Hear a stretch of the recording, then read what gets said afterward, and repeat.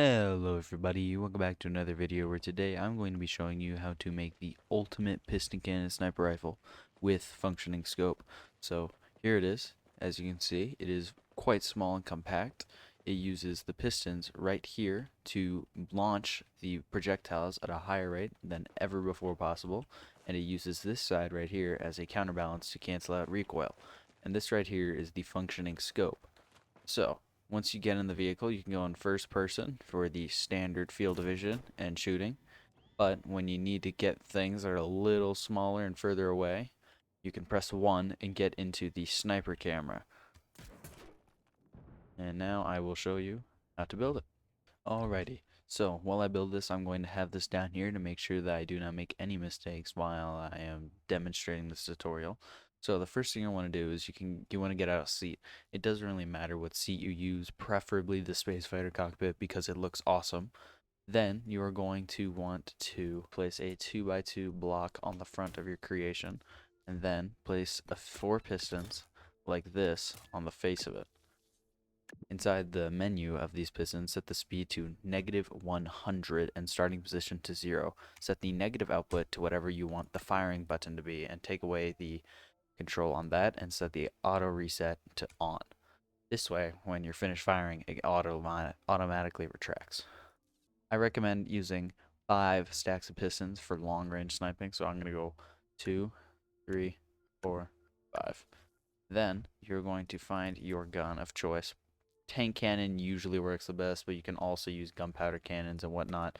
But this is the only one I've experimented and calibrated the cannon for already. Then you're going to want to do the same thing, but copy and paste 2 of these pistons on the back, and you are going to want to place 4. Then you are going to place a hinge as such.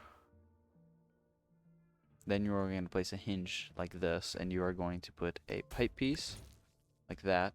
Then you're going to place a piston with these settings. You're going to set the speed to -100, the starting position to 0.13, and set it to auto reset. Then you're going to make this piece right here, which is arguably the most important and hardest to do.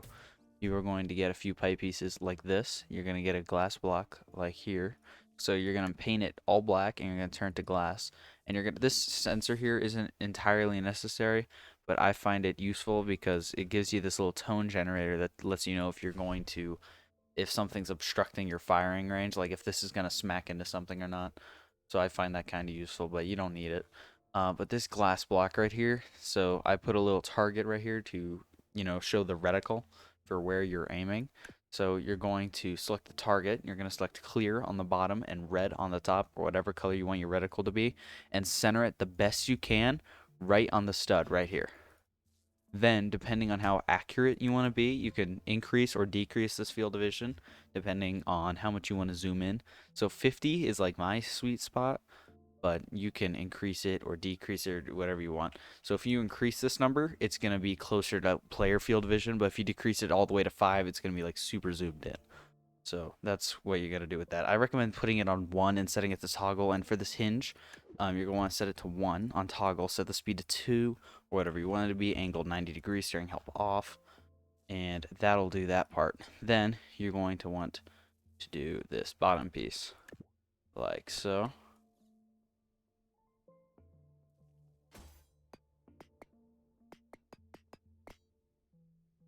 So I just copy and pasted it in to show you. So you're going to want to get a 4x8 block. You're going to put 3 weight blocks on every side of it, like so. And then you're going to place a rotating servo on the bottom. Set the speed to 0.02, angle to infinity, 100 strength, hold position on D and A. Then for this one, you're going to set the controls to W for positive, S for negative, speed 0.02 again, angle infinity, strength 100, and hold position. That way you can turn your turret left and right. And I think that should, oh wait, there's one very important thing I forgot. This tank cannon, you're going to want to set the delay to 0.0175. Now, that is the most precise way to do it, but you can also have it set to 0.02 if you can't get that precise with your controls. It doesn't matter. It works the same either way. And here it is working. But you can disable this reticle if you want to make your sight look more pretty. So it doesn't really matter what you do with this. Hope you enjoy using it.